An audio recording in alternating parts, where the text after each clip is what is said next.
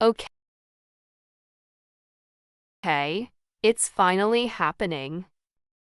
But before we go over what this all means and why, you should really consider upgrading to Windows 11. I want to start off by addressing something.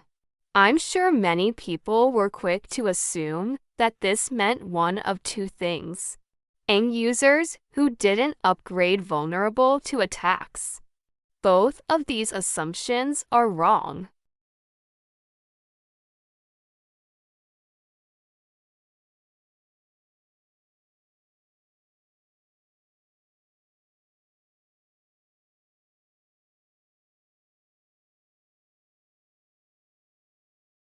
And those patches often include fixes for newly discovered vulnerabilities that. Now, this might sound a little bit scary at first, but it's important to keep in mind that it's not like these. Vulnerabilities are going to immediately be used by criminals to attack computers. Microsoft will typically keep track of these. So even if you don't apply the initial patch when it's released, you'll eventually get the patch anyway. And as long as you keep applying updates, your computer will always be more secure than if you had skipped updating altogether. The internet very often, or who uses mostly open source software, then the chances of you ever encountering a vulnerability that affects you personally are probably pretty slim. And while it might seem daunting at first, upgrading to a new version of Windows is actually incredibly easy and shouldn't cause you any problems assuming your hardware is compatible. Well, the most significant downside is obviously security. Now again, this isn't quite as bad as it sounds, but it does mean that your computer will always be more vulnerable to attacks than it would be if you were on the latest version of Windows.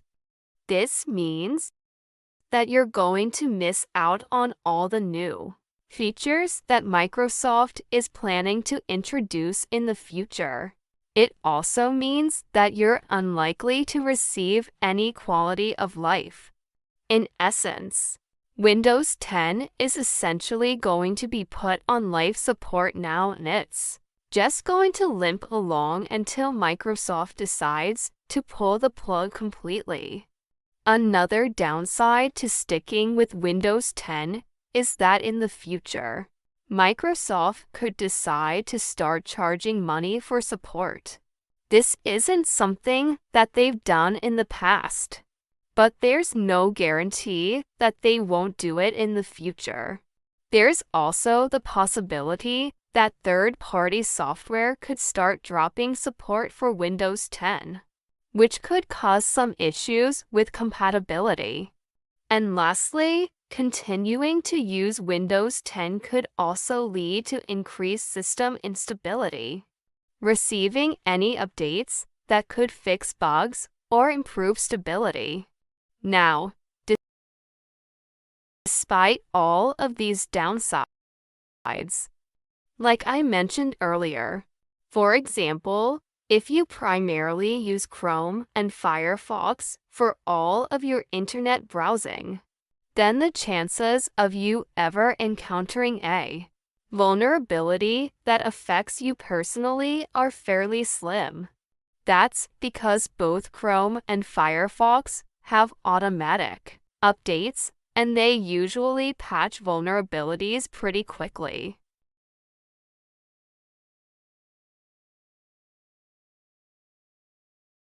Microsoft has stated that they will continue to remediate critical vulnerabilities in unsupported versions of Windows as part of their say. Even though it's technically possible to use Windows 10 securely and indefinitely, There's no guarantee that you'll never encounter a vulnerability that affects you personally. Save yourself a few bucks and to continue running an older operating system.